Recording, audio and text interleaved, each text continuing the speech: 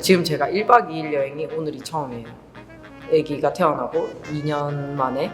저는 유모차 밀고 어디 나가본 적이 거의 없어요. 한 1년 넘게. 저는 혼자서 가는 카페가 제가 제일 처음 했던 탈출이었고, 그 결혼을 하고 그 남편의 직장이 있는 지역으로 이사를 왔기 때문에 내가 뭔가 약속을 할 만한 사람이 없었어요.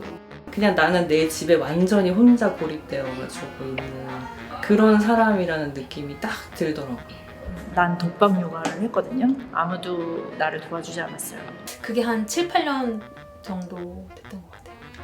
결혼하고. 이것은 엄마들의 이야기이자 주변에서 흔하게 볼 수 있는 우리 모두의 이야기이다. 출산한 기혼 여성들에게 박탈된 기회와 인정받지 못하는 노동. 회사에서든 집에서든 노는 엄마는 존재할 수 없는 현실에 대한 이야기이다.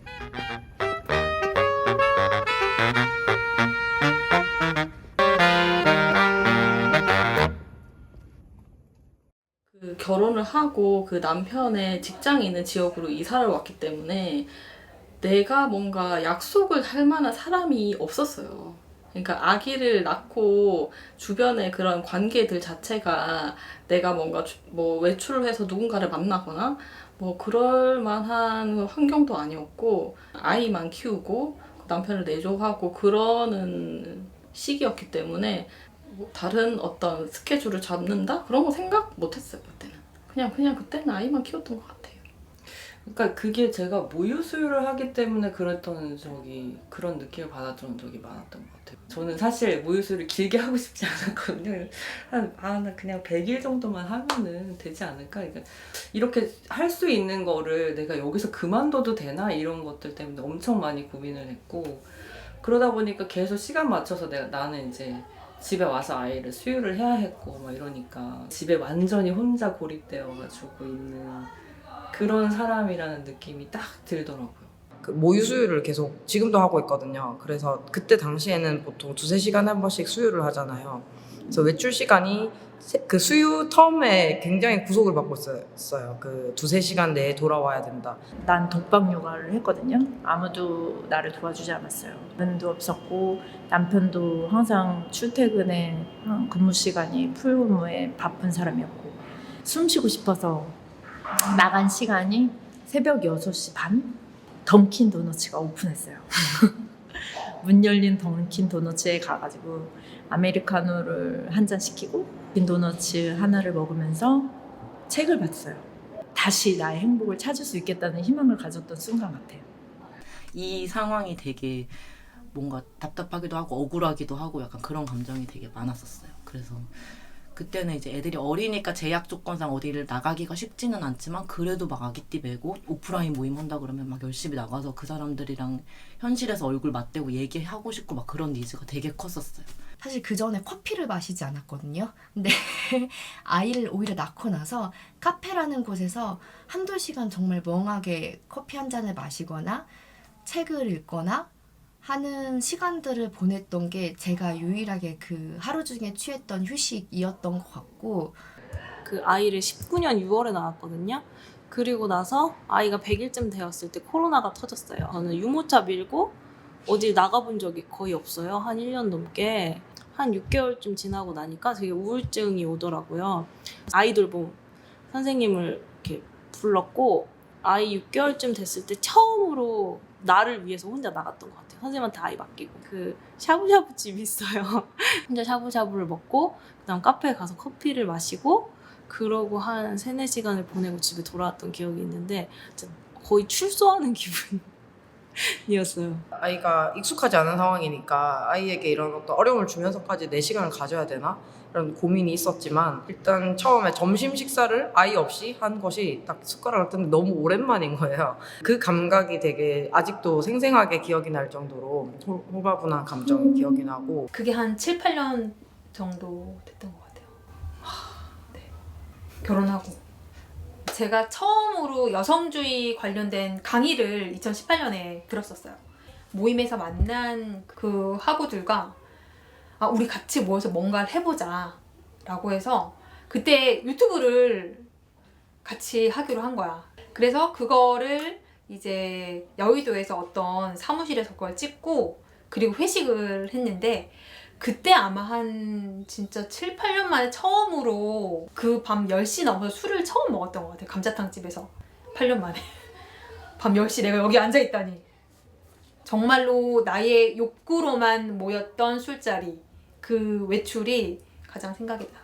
남편 퇴근이 항상 늦은 편이고 아이가 언제 이제 잠들지 모르고 이러니까 밤 매출이 자유롭지 않았는데 맥주를 마시기로 약속을 잡은 거예요. 그래서 그때 뭔가 내가 이렇게 깜깜한 밤 뭔가 불빛이 막 환한 그 밤거리를 내가 걸어가고 있다라는 그 느낌이 되게 좀 나 이거 되게 오랜만이네 라는 생각이 들면서 홀가분하게 나 혼자 어디론가 이렇게 갈 수 있을 것만 같은 근데 그러면서 내가 이렇게 자유로워도 되나? 뭐 이런 생각이 들기도 하고. 저는 제가 워낙 활동적이지도 않고 그리고 뭐 여기저기 많이 다니는 스타일이 아니어서 늘 가는 곳만 가는 사람 있잖아요. 그래서 동네에서도 도서관, 여기 도서관, 카페를 가도 여기 카페, 뭐 영화관을 가도 딱 그 사람들 없는 그런 독립영화관 있잖아요. 그런 영화관 이런 데만 다녀가지고 늘 동선이 비슷한 사람인데 근데 아기가 생기고 나니까 내가 늘 가던 그 공간에 갈 수가 없다는 게 너무 제가 약간 이상한 거예요. 그러니까 아이들을 데리고 갈 수 있는 장소는 아이들만을 위한 장소잖아요. 저를 위한 장소가 아니잖아요. 그래서 그때 내가 갈 수 있는 곳이 없구나라는 게 조금 많이 좀 당황했던 것 같아요. 왜냐면 거기밖에 안 가는 사람인데 거기를 못 가게 되니까. 물리적으로는 고립감은 별로 없었어요. 왜냐면은 제가 계속 지방을 왔다 갔다 하면서 일을 했었기 때문에 그 물리적인 고립감이라기보다는 내가 이 패턴에서 자유로울 수 없다는 게 사실은 그게 어떤 면에서는 고립감이지. 그때는 뭔가 이 노동을 분담한다는 개념보다 이 아이의 모든 미래나 혹은 결과물은 다 엄마의 책임이다라는 강박에 쌓여 있었기 때문에 거기서 벗어날 수 없다는 그런 생각이 굉장히 저를 짓눌렀죠. 그때 제가 이 장면 항상 종종 떠올리는데 항상 KTX를 타고 갔거든요. 항상 제가 가지고 다니는 빨간 캐리어가 있어요.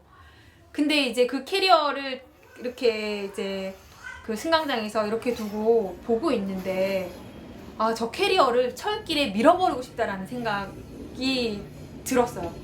그러니까 사실은 그 캐리어는 나 자신인 걸 수도 있지. 이 감정을 어떻게 말로 표현하지 못하고 여기서 벗어날 수 없으니 내가 사라져야겠다. 이런 생각이 든 거예요. 그래서 그 캐리어를 진짜 철길에 밀어버리면 이 모든 게 끝나지 않을까? 그런 생각까지 했었어요. 나 또한 그런 사람이었다. 아이를 키우면서 포기하고 싶은 순간이 많았고 어디로든 벗어나려면 많은 용기가 필요했다.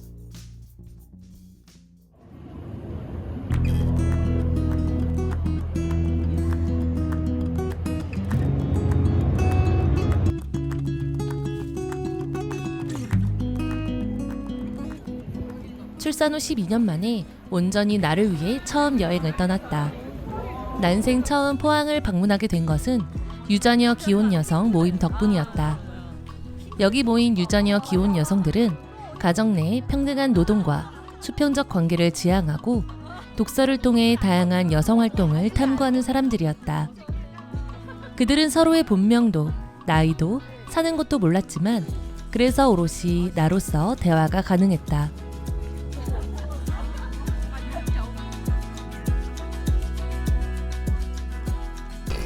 어떤 부분이 인상적이셨나요? 노란 집이요? 전반적으로 다 인상적이었죠. 그리고 되게 이렇게 노년의 현역 작가로 쓰면서 그래서 그 나올 수밖에 없는 글들이 있는 게 되게 소중한 것 같아요.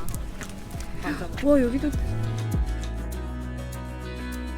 연말에 송년회 때 뭔가 기부도 하고 싶고 선물도 하고 싶고 그러셔서 글씨로 편지 나도 써서. 10켤레 사고 싶어서 봤더니 20만 원이 비싸다. 넘더라고.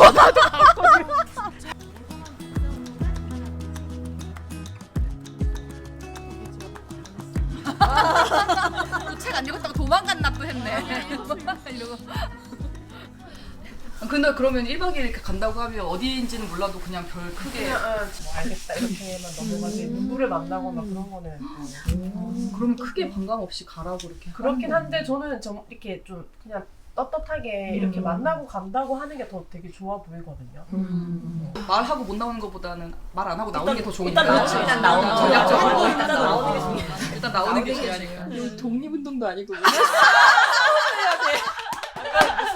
지하 조직 같은 거. 그 강화도를 같이 간다 보면 뭔가 친밀도가 생겨가지고 그때 강화도 같이 여행 갈 때 거기는 홍아 언니가 몸이 안 좋아서 남편이 오셨거든요. 그래가지고 여기도 전 남편이 오시고 안 오시고 같이 먹었다니까요. 같이 밥 먹고 애들 데리고 케어해주고 뭔가 몸에 기여하고 있다. 이게 시간이 지나면 이렇게 남편 변할 수 있구나 그런 희망이 있는 것 같아. 정이 난다고 하면? 아니 싫어하진 않아요. 아무 말도 하지 않아요. 그러니까 바뀔 수 있어. 그러니까. 그러니까 내가 여기 전 남편이 똥 싸는 이사를 할 줄이야 사람이 생각했어요?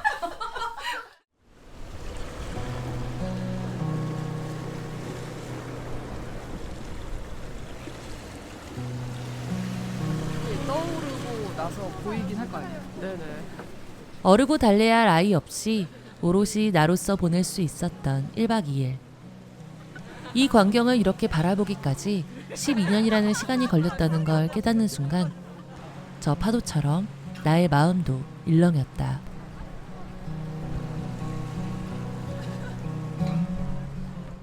재작년 여름에 이제 강원도로 다 같이 이제 4명이서 같이 아이들을 다 두고 여행 갔었죠.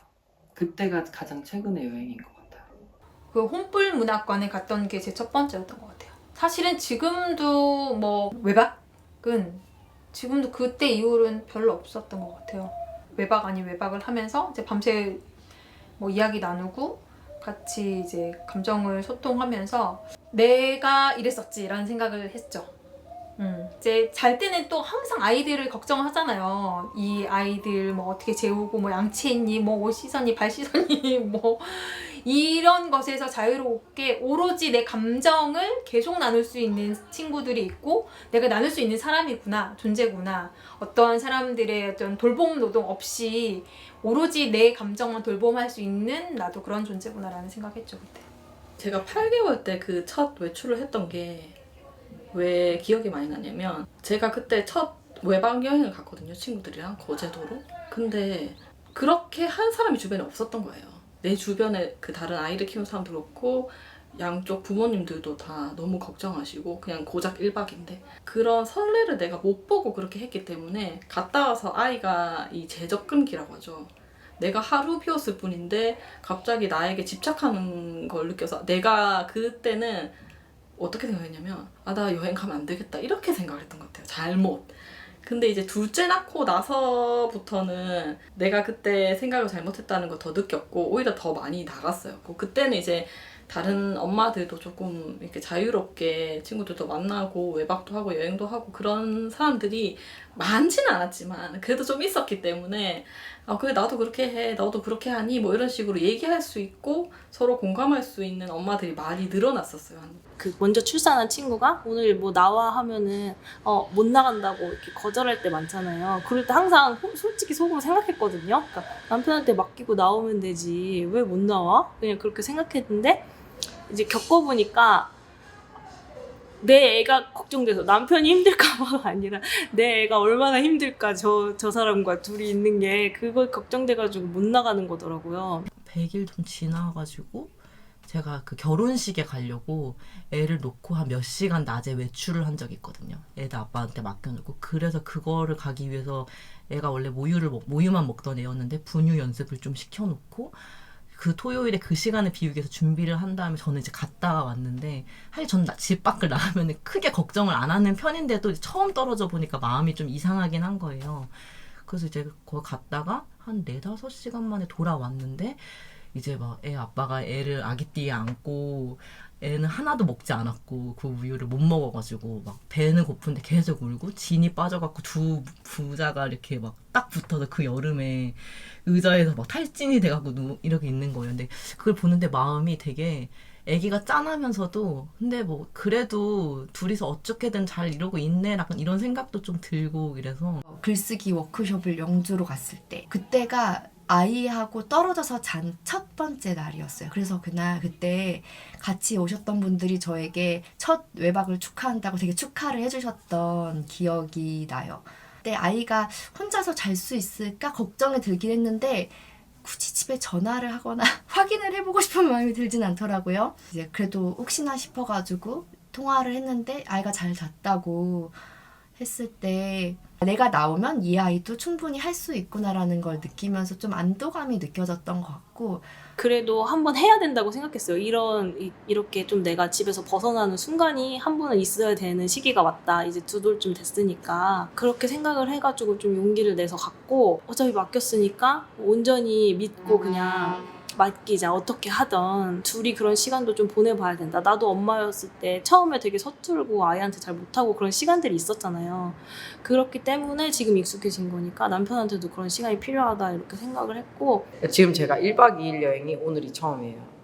아기가 태어나고 2년 만에. 이것도 도전이었는데 마음을 그냥 혹시나 제가 아파서 입원을 하게 되면 그때는 어쩔 수 없이 떨어지는 거잖아요. 그리고 이 일 때문에 만약에 떨어질 수밖에 없는 상황이었으면 아이가 받아들일 텐데 뭔가 엄마가 친구 만나러 가기 위해서 즐거운 시간 보내러 가려고 아이를 떼놓고 오는 데는 굉장히 죄책감이 들었단 말이죠. 근데 이제 저 스스로도 그렇게 설득을 했어요. 이거는 입원이나 출장처럼 어쩔 수 없는 일이고 내가 망설이고 있다는 걸 아이에게 들키지 않겠어? 그런 마음으로 단호하게 왔더니 근데 사실 와서는 너무 자연스러웠어요. 그 감각이. 나 원래 이렇게 혼자 잘 다니는 사람이었는데 내 주의력이 다른 곳으로 분산되지 않고 오롯이 이 자리에 여기 있는 게 되게 낯설고도 익숙한 반가운 감정이었어요. 뭐 남편이 예를 들어서 아이를 맡기고 놀러 간다고 했을 땐 그렇게 아이를 걱정할까? 나처럼 그렇게 죄책감을 느낄까? 저는 그건 아니라고 생각하거든요. 그러니까 그거는 엄마에게만 주어지는 어떤 죄책감 같은 그런 느낌이 들어서 요즘은 별로 걱정을 하지 않는 것 같아요. 근데 그때는 걱정했어요. 포항에서 누군가 경주에 가고 싶다고 한마디 던졌더니 벚꽃과 마라톤이 끝말잇기처럼 이어졌다. 그리고 결국 그들은 경주 벚꽃 마라톤 대회에 참가하기로 한다. 이게 날씨 좋을 때는 북한산 진짜 멋있어요. 북한산이 명산이라니까. 맞아.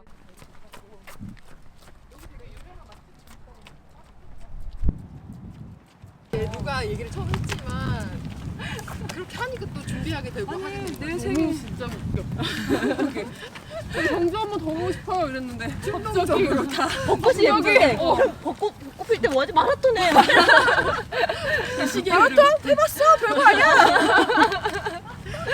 봐봐 나 했잖아. 막 사진 보여주고 마라톤 별거 아니야 해요 막. 안 뛰고. 근데 오늘 해보니까 괜찮네. 안 뛸만 하네. 약간 이렇게 같이 뛰니까 이렇게 뛰어서 오는 거야. 내가 혼자 나와서 이게 잘 안 되더라고 가까이 있어. 은서가 있잖아 은서가.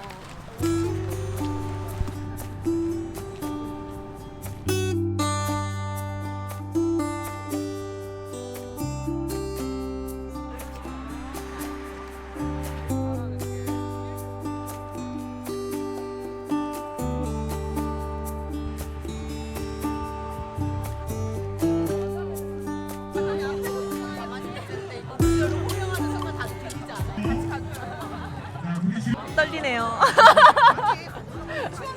아 맞아. 그냥 선생님들이 마라톤 뛰고 싶다 그래서 따라왔어요. 뭐 각오가 없네. 완주 그래. 5km 완주 처음이니까 5km 걸어서라도 온다. 저도 열심히 하겠습니다. 화이팅.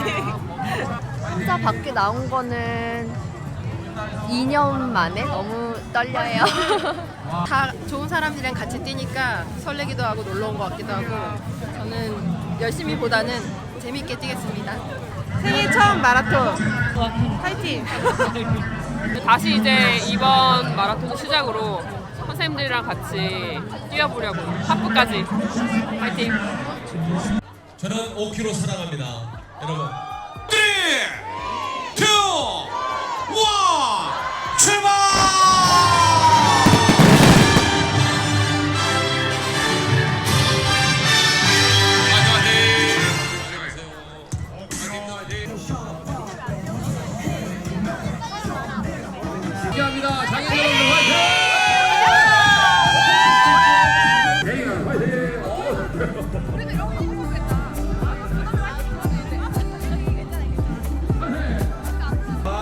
엄마가 된 이후 처음으로 참가한 마라톤.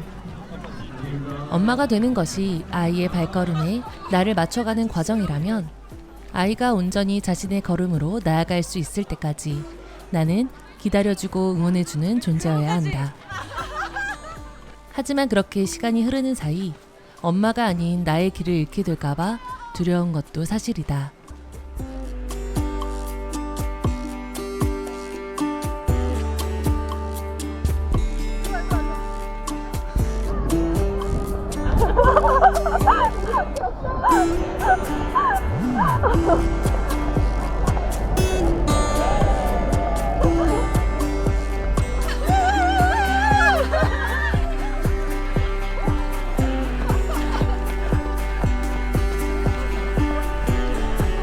사실 뛰는 행동은 대부분 혼자 하잖아요. 어쨌든 거기는 마라톤 대회였으니까. 내가 혼자 뛰고는 있는데 나만 혼자 뛰는 게 아니구나? 약간 그런 생각이 들었어요. 내가 혼자 뛰고는 있지만 다들 자신의 위치에서 다들 이렇게 혼신의 힘을 다해서 최선을 다해서 뛰고 있구나라는 게 연결되는 오히려 저는 느낌이었거든요. 자기 방식대로 뛰는 거야. 자기 속도대로 뛰는 거야. 그래서 네가 그냥 네 호흡에 맞춰서 열심히 뛰면 그걸로도 충분해 라는 생각이 들었어요.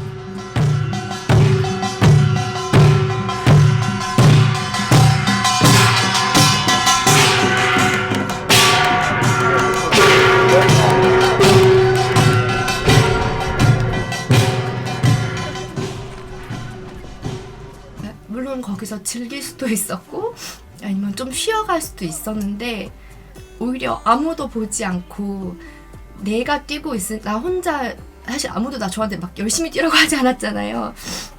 그래서 좀 더 충실히 뛰고 싶었던 것 같아요. 나한테 솔직하게. 우리에게 중요한 것은 마라톤 기록도 완주도 아니었다. 그저 집 밖을 나와 걷고 뛰고 있을 뿐이지만 오로지 나 자신에게만 집중할 수 있는 시간을 갖는다는 것. 그렇게 조금씩 나의 또 다른 가능성을 발견한다는 것이 중요했다.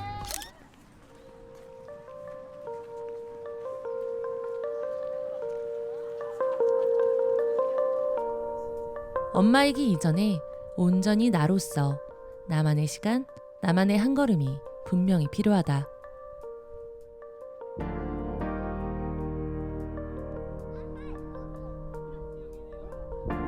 근데 그래도 길게 생각하면은 어쨌든 20년 전을 생각해보면 좋아지는 건 맞지.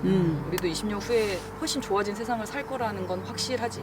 그치. 나 모르겠어. 그때까지 나 살아있을 거야. 20년 후인데? 20년 후인데? 장담 못한다. 모르겠어. 그런가? 그래, 모르는 일이지. 1년 두 번 보고.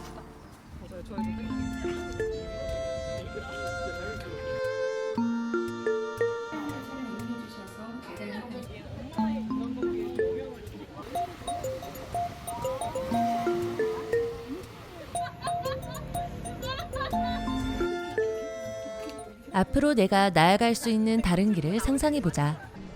물론 처음부터 쉽지는 않겠지만 조금씩 나아가다 보면 이런 순간이 올 수도 있다. 화내는 날보다 웃는 날이 많아지거나 주말은 오로지 나만의 시간으로 확보하거나 근로노동을 멈추고 작가로서 출사표를 던지거나 나의 글을 책으로 출간하거나 다시 원하던 공부를 시작할 수도 있다. 북한 사회는 육아휴직한 남편에게 집안일을 전담시키고 출근하거나 동대표가 되어 직접 더 나은 주거 환경을 위해 활동할 수도 있고 온전한 자신만의 공간을 갖게 되거나 매일 새벽 5시에 일어나 달리기를 할 수도 있다. 혹은 15년 만에 다시 영화를 시작할 수도 있다.